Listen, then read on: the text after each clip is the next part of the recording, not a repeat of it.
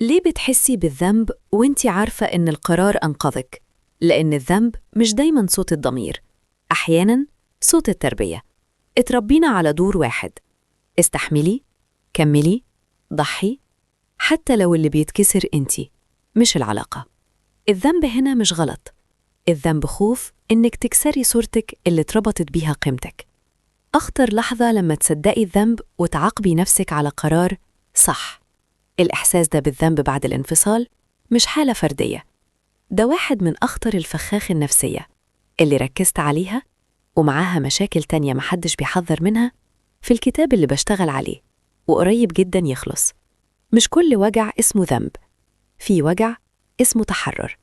لو الكلام لمس حاجة جواكي، اكتبي في الكومنت تحرر، أو احفظي البوست لو حاسة إنك هتحتاجيه وقت ضعفك، وتابعي الصفحة عشان اللي جاي أعمق وأصدق. أنا ندى.